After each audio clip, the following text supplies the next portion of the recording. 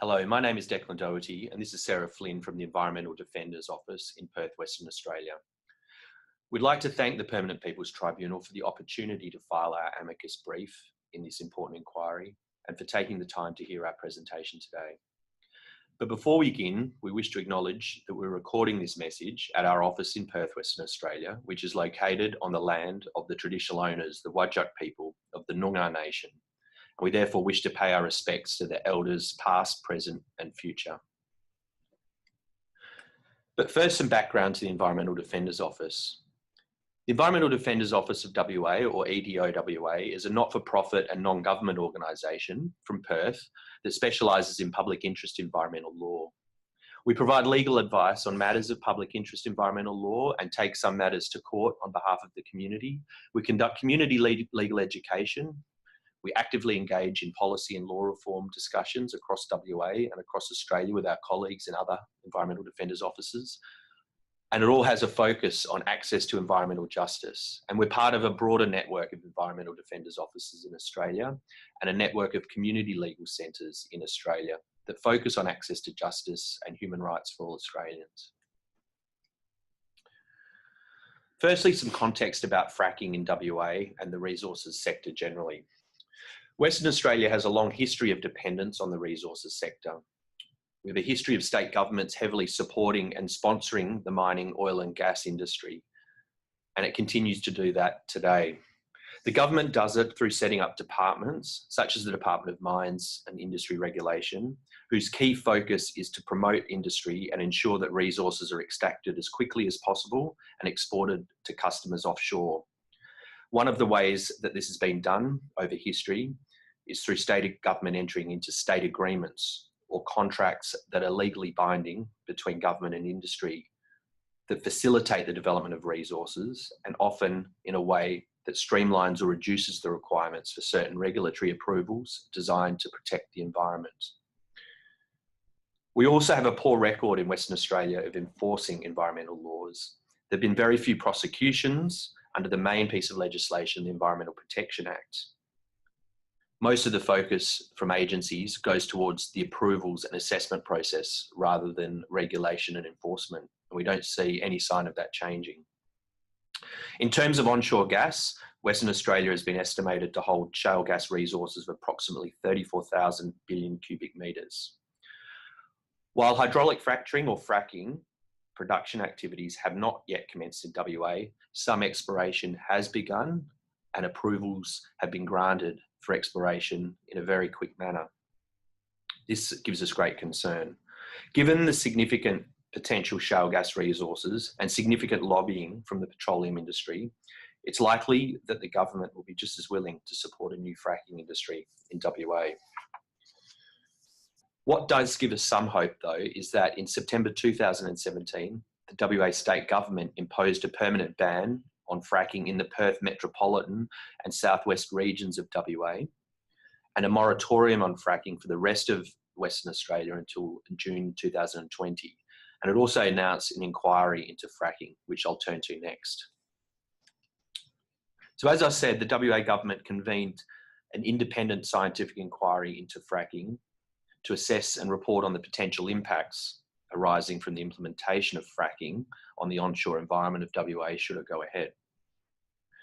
However, previous inquiries in Western Australia and some inquiries in other states have not recommended a permanent ban of fracking, and some states have recommended permanent bans, so we're not sure where this inquiry will lead to. One of our key concerns with the current inquiry is that the panel has a very limited scope in terms of reference and powers. For example, there are no public hearings or powers to compel evidence or for submissions from parties to be tested and rebutted. So for example, the Environmental Defenders Office would not be able to challenge claims made by industry that fracking is safe, where if there was an independent public inquiry, we might be able to do so. Nonetheless, the Environmental Defenders Office submitted a submission to the Fracking Inquiry in March this year, which was attached to the brief that we submitted.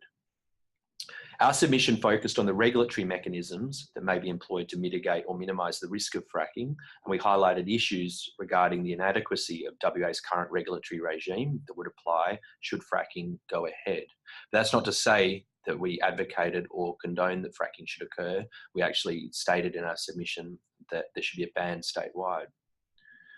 While the Fracking Inquiry's terms of reference do not explicitly refer to human rights, we indirectly addressed the impact of fracking and their regulation in WA on human rights in our submission. But unfortunately, Inquiry's terms of reference don't extend to looking at whether there should be a permanent ban on fracking across the state. Therefore, we're concerned that the Inquiry will recommend that fracking can occur safely, but with stronger regulation, and then, going by the track record of previous governments, the recommendations for stronger regulation will not be implemented or enforced, but nevertheless fracking will be allowed to continue, and this gives us great concern.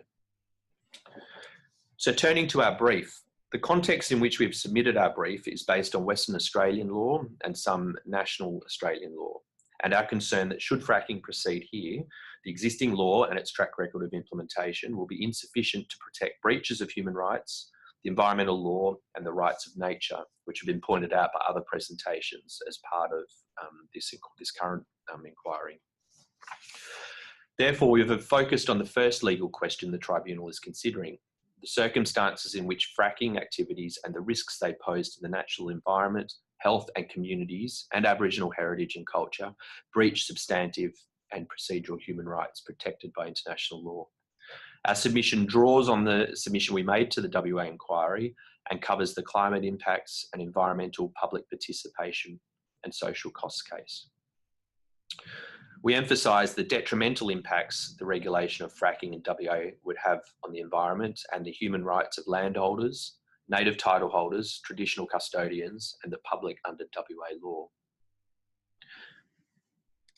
We're particularly concerned about the impact of the provisions in WA's petroleum legislation, up on the slide known as the Pager Act, which governs or purports to govern fracking activities on substantive and procedural human rights.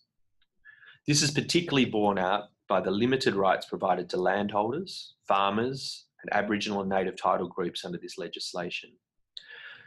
There are significantly fewer rights under WA's petroleum legislation compared even to the hard rock mining or planning legislation, which is by no means perfect in WA either. For example, owners and occupiers of private land are afforded very limited rights in respect of initial access by a fracking company and the grant of petroleum licenses on their land. In our submission, we note that access to a petroleum title holder can only be denied in very limited circumstances in respect of private land. For example, if it's close to a cemetery or next to a substantial improvement, and there's no definition of what substantial improvement is, that's generally defined by the agency. There is also no requirement under the legislation for owners or occupiers of private land to be notified of an application for a petroleum title or even the grant of title on their land. The grant of title simply occurs and landowners find out after that. Further and significantly, the definition of what private land is very limited. It expressly excludes pastoral leases and leases for the use and benefit of Aboriginal persons. We submit that taken as a whole, there is an argument that this amounts to a breach of the right to either own property and not be subject to the arbitrary deprivation of property. It also breaches accepted principles in conventions such as the Aarhus Convention regarding access to justice, access to information, and the rights of the public to participate in the decision-making process. Turning to emissions to air and climate change. There are countless published materials that have highlighted that fracking can result in the release of hazardous air pollution, which can impact the health of people, plants, and animals. Fracking, of course, can lead to a large deliberate and uncontrolled emissions of methane and therefore can contribute to climate change. And we note that in our submission.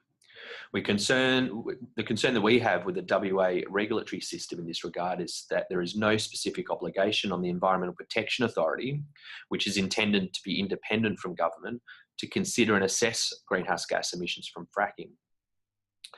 The Environmental Protection Authority's track record in assessing greenhouse gas emissions in WA is generally poor. There is currently no coherent EPA or state government policy in Western Australia for the assessment of greenhouse gas emissions from fracking or the fossil fuel industry generally, which leaves greenhouse gas emissions largely unregulated, given there is no effective national scheme for pricing or regulating greenhouse gas emissions either. Therefore, we submit that enabling a new fracking industry in WA where there's no regulation of greenhouse gas emissions would further increase the effects of climate change and impact human rights of individuals worldwide. In relation to impacts to land and water, it's also well known that fracking can cause significant impacts to groundwater quality. Fracking can impact the quality of groundwater for human consumption and water for stock and environmental uses due to pollution and contamination. Our submission highlights numerous published and peer-reviewed sources in this regard. Fracking is also a highly water-intensive process, which puts pressure on vital water sources, which is a significant concern in a place such as Western Australia, where access to water, particularly in remote areas, is difficult, and water is essential for the use of agriculture and Aboriginal persons. We submit that the impacts of fracking poses to water and air through pollution and contamination and deprivation of water for the environment and the community risks violating the human right to life.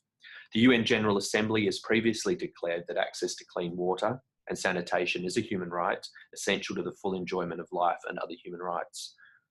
We note that the current UN Special Rapporteur on Human Rights and the Environment, John Knox, has affirmed that states are obliged to take reasonable, justifiable measures to protect environment and related human rights, acknowledging that environmental degradation can and does adversely affect the enjoyment of a broad range of human rights. However, in Australia, we've got no Bill of Rights, and we have no enforceable right in Australia to a clean and healthy environment. We submit that these circumstances create governance gaps that make Australia vulnerable to breaches of substantive and procedural human rights as a result of fracking. Turning to public participation, while the Aarhus Convention sets out 3 pillars of procedural human rights, access to information, public participation, and access to justice, we submit that current WA law, as it would apply to fracking, severely limits the extent to which the public can participate in the regulatory and decision-making process, or understand the impacts that a particular fracking proposal may have on their land. There are numerous hurdles preventing the public from understanding or participating in the assessment, approvals and compliance processes under the petroleum legislation. There is significant lack of transparency in the petroleum assessment process, which we address in our written submission in detail, and also in terms of understanding whether proponents have been compliant with the law. In short, it's very secretive. There are few prosecutions, and to the extent that enforcement action's taken, it's not made known to the public. This is compounded by the fact that the department responsible for regulating fracking is also charged with promoting the industry and ensure that these resources are developed quickly for export. This regulatory capture that we point out in our submission creates conflicts of interest, which result in environmental and human rights outcomes being reduced significantly. While under environmental legislation, as opposed to the petroleum legislation, there is more opportunity for public participation, particularly in the environmental impact assessment process, which is covered by the EPA. We're concerned that the EPA will use its ability not to undertake an impact assessment and just rely on processes under the more secretive petroleum legislation run by the department. This is what has occurred to date for the 3 exploration proposals that have been approved in WA, and there is a history of the EPA diverting the assessment and approval of projects to other agencies rather than conducting the environmental impact assessment process itself. WA law also doesn't consider the assessment of cumulative impacts, which is a big risk in terms of both climate change and impacts from fracking more generally as well. Further, under WA law, there are very limited rights for the public to appeal the merits of environmental decisions or bring actions to enforce the law, such as third-party enforcement. We have no environmental court, unlike other jurisdictions such as New South Wales, and there are significant cost risks to the community for bringing legal action, as there's no ability to obtain protective cost orders in Western Australia, unlike other states in Australia. Most cases are heard by the Minister in terms of merits review, who also makes a final project decision, which can risk conflicts of interest. And finally, but by no means least, Aboriginal people constitute a large proportion of the population in Australia and in WA living in areas vulnerable to fracking. We pointed out the issues they have in relation to leases for Aboriginal persons and not being notified of fracking activities. And we're also concerned that the cultural rights of Aboriginal people are at risk of being violated. Fracking can, of course, impact Aboriginal heritage by degrading land or water used by Aboriginal people, and it can also damage archaeological and ethnographic sites. WA's Aboriginal heritage legislation is old and in need of urgent reform. Even the current Aboriginal Affairs Minister in Western Australia has recognised this and has called for a reform of the Act. These laws have a poor track record of protecting Aboriginal sites and instead are really just used to facilitate development approvals for industry. Recently, many Aboriginal sites were deregistered by the agency because it wasn't sure whether it was a site or not. And this situation continues to today. We've also noted earlier in our brief our concerns that leases for Aboriginal people are not included in the definition of private land. And further, Aboriginal persons have no right of veto or a right of free, prior and informed consent under WA law.